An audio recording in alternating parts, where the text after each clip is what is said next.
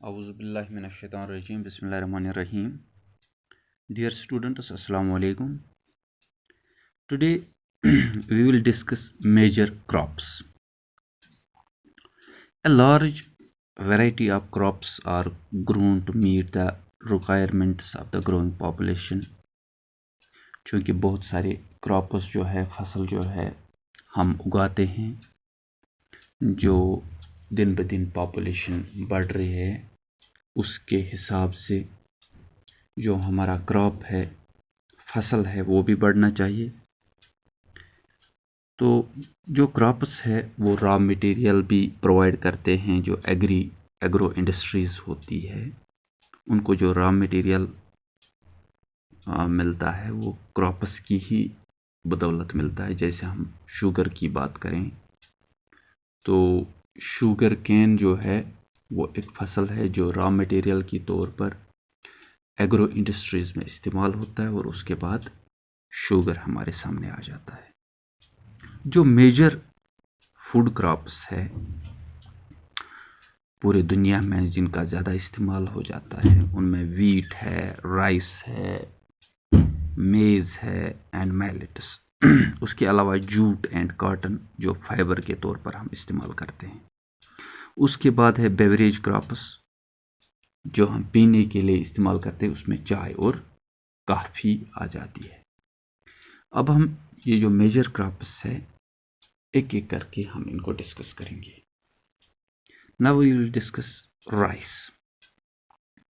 Rice जो है वो दुनिया का मेजर फूड क्रॉप माना जाता है। ये स्टेपल डाइट भी माना जाता है क्योंकि लार्ज पोर्शन ऑफ वर्ल्ड और ज़्यादातर लोग इसका इस्तेमाल करते हैं। जो ट्रॉपिकल और सब ट्रॉपिकल रीजन्स में इसकी पैदावार होती है। तो राइस को उगाने के लिए हाई टेम्परेचर होना ज़रूरी है, ह्यूमिडिटी का भी होना ज़रूरी है और उसके साथ साथ बारिश का होना भी राइस क्रॉप के लिए बहुत ज़रूरी है। और इसके अलावा जो हमारे सॉइल टाइप्स है उसमें जो फर्टाइल सॉइल है वो एलुवियल सॉइल है। उसके बाद है black soil, red soil, laterite soil, mountain soil या डेजर्ट सॉइल। जो एलुवियल सॉइल है वो ज़्यादा फर्टाइल होती है और इस सॉइल में जो है राइस अच्छे से उग पाती है क्योंकि ये जो एलुवियल सॉइल है ये वाटर को रिटेन करते हैं। क्योंकि राइस उगाने के लिए हमें वाटर को रिटेन करना पड़ता है तब जाके ये उग जाती है। चाइना जो है China leads the production of rice in the world और उसके बाद दूसरे नंबर पे इंडिया है। जापान, श्रीलंका और इजिप्ट में भी राइस की पैदावार बहुत ज़्यादा हो जाती है। और अगर हम इंडिया की बात करें सबसे ज़्यादा राइस जो है वो वेस्ट बंगाल में उगता है। उसके बाद बांग्लादेश में भी राइस बहुत ज़्यादा उगता है। तो राइस जो है ये स्टेपल डाइट भी माना जाता है क्योंकि बहुत सारे लोग इसका इस्तेमाल करते हैं। उसके बाद है wheat.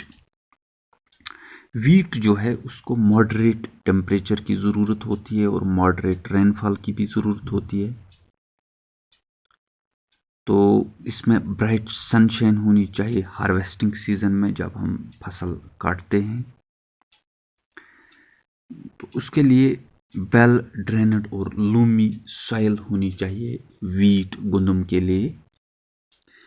Wheat is grown extensively in USA, Canada, Argentina, Russia, Ukraine, Australia और इंडिया में भी वीट उगाया जाता है। और इंडिया में वीट विंटर के सीज़न में उगाया जाता है। और तीसरा जो क्रॉप है वो माइलेट्स है।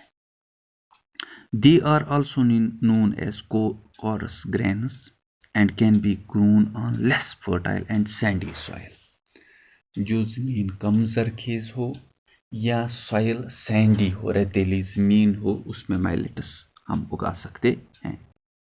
It is a hardy crop that needs low rainfall क्योंकि इसको ज़्यादा बारिश की ज़रूरत नहीं पड़ती है। And to high to moderate temperature उसके लिए होना चाहिए, और उसके हिसाब से, क्रॉप के हिसाब से बारिश का होना भी ज़रूरी है। उसमें कौन कौन सा फसल आता है? ज्वार आता है, बाजरा, रागी वगैरह जो इंडिया में उगाए जाते हैं, और बाकी जो कंट्रीज है उसमें चाइना, नाइजीरिया वगैरह आते हैं। I think that is all for today. Thank you very much for watching this video.